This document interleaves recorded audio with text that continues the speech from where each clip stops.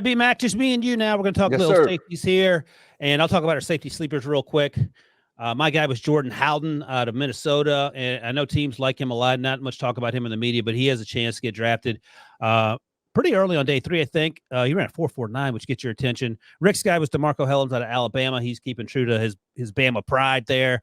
And let's talk about your guy, Chris Smith, out of Georgia, because he is a fun dude. And Keely Ringo didn't have the season he wants, perhaps, but I feel like Chris Smith did a lot of things to help himself. No question, man. Chris Smith, the issue for him, he's not as athletic in regards to speed as some of his peers. 4.62. He's a football player, man. Mm-hmm. He's a football player. He communicates extremely well in the back end. He has a physical style. He tackles. He understands angles. He's where he needs to be, regardless of the lack of speed that you would like him to have. I mean, he's a pure football player. And I see his name getting called anywhere probably in day 3 to day 4. But whoever gets Chris Smith, they're getting a big-time football player who communicates and he knows the game of football.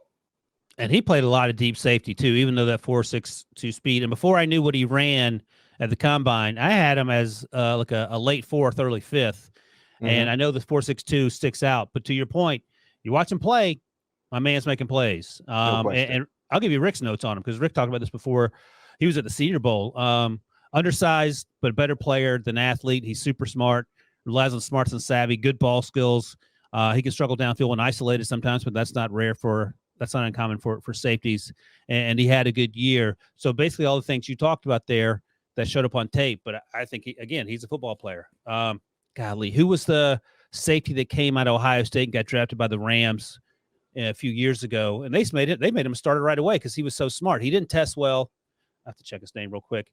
But just an example of a guy, just because you're not a first-round pick or even a day 2 pick, it doesn't mean that you don't have an opportunity to have success in the NFL early if you are smart and play a position where you need to be smart. Jordan Fuller is who I'm thinking about. B-Mac. Yeah. And that dude was smart as well. So I wouldn't be surprised if you see a similar type situation for Chris Smith when he gets drafted. All right, let's talk about these safety rankings here.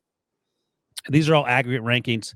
Guys that B-Mac turned his top 5 guys. Me and Rick did the same, and then Debo added them up, and we'll go that way. So we had a 3-way tie for number 5. Jair Brown out of Penn State. He ran a 4.58.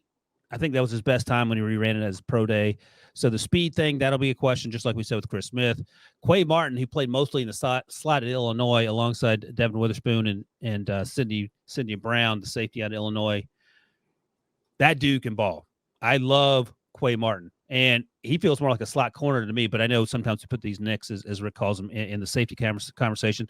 And then J.L. Skinner out of Boise State. I want to ask you about J.L. Skinner because he's my number 3, and he didn't like to tackle B-Mac, and that's a concern coming downhill. Like, he plays in the slot. He can play a little deep. He'll play close to the line of scrimmage. He's versatile. But when you have a safety that sometimes looks like he ain't even having a conversation with himself about tackling, that's a problem for me. Did you see that? Because I know you liked him a little bit. I love his length, his size. He has real good ball skills. And you talked about tackling. One thing that I noticed about him, if you don't see him, he's coming. And sometimes when the ball carrier sees him, you see a sense of hesitation just a little bit. I need you to put your foot on the gas. Right. By any means necessary. The same gas that you're utilizing when the ball carrier don't see you, use the same gas when they see you. Now, granted, you got to break down because you don't want to just get shook out of your shoes, but just no hesitation. And sometimes you see a small glimpse of hesitation here or there. But if he goes into the right system, similar to what we're seeing right now, he reminds me of Jaron Kearse from Dallas. Yeah. Remember, got drafted by Rick to Minnesota, didn't really work out as well for both sides. He goes to Dallas. They found the proper way to utilize what he does best. And now he's become a big-time contributor for their defense in blitz concepts, in coverage, utilizing him in post in the box.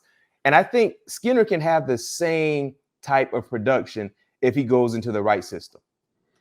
No, I think that's right. And that's a great point that you made about tackling, because I remember texting a scout last year about Kyrie Elam, who didn't like to tackle in the run support. And I said, what's going on here? He said, sometimes guys don't trust themselves as tacklers. Like, they can be great in terms of being physical downfield in the route, but they don't trust themselves as tacklers in the run support. And that doesn't mean that they don't want to do it, that sometimes you just don't have that confidence. Yeah. And as you know, BMAC, confidence is a big part of playing defensive back.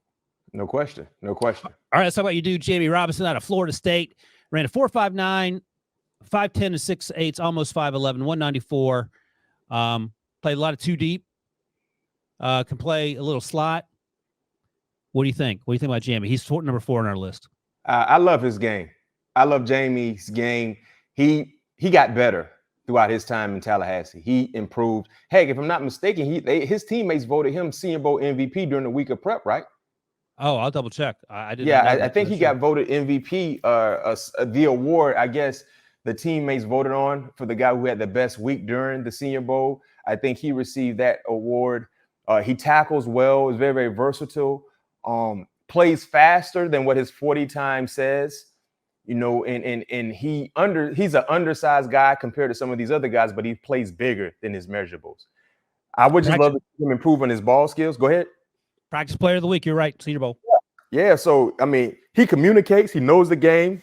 He reminds me a lot in just regards of just knowing the game, a little bit of Tyrann Mathieu. You know what I mean? Just a guy who his above the shoulder game is really impressive. And he might not be the 6', 6'2", 6'3" guy who's running a 4.4, 4.3 at the safety position, but he still can give you the same type production. And Tyrann didn't run fast either. Tyrann ran 4.5. Yeah, he did okay. He may have improved on that number. All right, number 3 on our list. I just mentioned him, Sidney Brown. Saw it off is how Rick likes to describe shorter players. But you watch Sidney Brown play, and he's better close to the line of scrimmage than deep. But he ran to the 4.4s, and I didn't know if he was going to run that fast just because he plays safety. But you talk about his teammate Devin Witherspoon popping people. Sidney Brown will pop you too, and he pops tight ends, and he will come downhill. He will set the edge if you need him to set the edge. The only issue is he's shorter. He's on the shorter side. But, man, the way he plays, I got what's his name? Hufanga, the 49ers crazy guy. Yeah. I get Hufanga vibes. Hufanga's a little bigger, but I think Sidney Brown has a chance to be a better player. Yo, I got the perfect NFL comp for Sidney Brown. Let's hear it.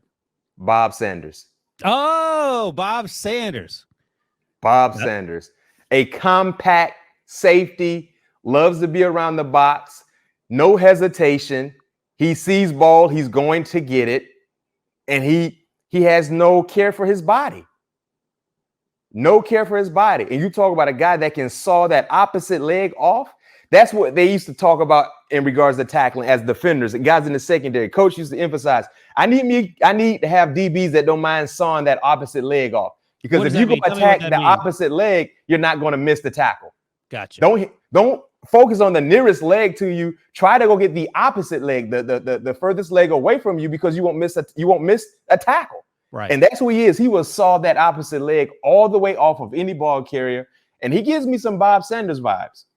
That's for real. And I don't know if it was you, B-Mac, or someone that played during Bob Sanders' time, because it was a short time, because as you mentioned, he was small and he threw his body around and his injuries caught up with him. But I remember someone saying that was one of the best players they ever faced. Man, Bob Sanders was real. It was he was a tone setter for that defense. You know how good he was? He was a second round pick, and he was I think he was the last holdout of that. I think 2004 is when he was drafted. I think a year before you came out. Mm-hmm. I think he was the last guy to sign, because I think he must have wanted first round money. But back then, that was before the CBA, where everything was slotted. But he was a second round pick that held out, the last dude to not sign his contract. And if he were able to stay healthy, you would imagine he would have found his way to the Hall of Fame, because he was a game changer. All right, let's talk about Antonio Johnson, Texas A&M safety. And I'm sort of surprised. I thought he had first-round talent, and I had a couple teams say, yeah, he's not going to be in the first round. I still don't understand why. 6'2", 198. He can play in the slot. He can play deep. He can play middle of the field if you want him to, sort of an off-ball position, and he likes to hit people as well. 4.52, which is plenty fast for that position, I feel like. Why aren't we talking more about Antonio Johnson? Well, number one, safeties don't usually go in the first round. They're kind of devalued in regards to first round recognition. And number two, if there is a safety to go in the first round, it probably will only be one guy. Mm-hmm. I think that's probably the safest thing to say in regards to any draft, right? Name me the last time we had a draft where two safeties went in the first round. I can't off the top of my head. I mean, we got to do our research, but off the top of my head, I can't either. I can't either. So I think that's going to knock a guy like Antonio Johnson, but I do see him going in the second round. A rangy guy, plays with a toughness that you want your safety to have. He reminds me, and I think he's more athletic than this guy, but he reminds me of Kyle Duggar a little bit. Oh, you think he's more athletic than Duggar? I think so. Pretty good athlete. Yeah, and Duggar was a real good athlete. You know what I mean? Yeah. But he reminds me a lot of Duggar. And the thing about Duggar that I like, the versatility, being that with that size, you can do a lot with him. And clearly the Patriots are doing so with him. And I think Antonio Johnson has the same vibes as well. All right. So one last guy on the list. Oh, you know what? Last year, Dax Hill and Lewis Cine went in the first round. Dax Hill's more of a slot guy, so I don't know if we want to count him solely as a safety. Yeah. But I guess officially that would be last year. But that's a little different. I don't think that counts. 06, according to Debo, we had Huff and Whitner in the first round. Pick 7 and 8. Whitner.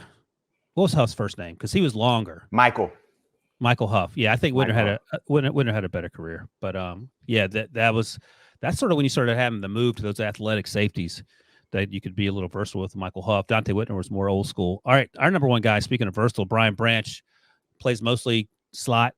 He can play a little deep if you need him to. Blitz off the edge out of Alabama. He ran a 4.58 BMAC. He played way faster than that. You concerned at all about that 4.58? No.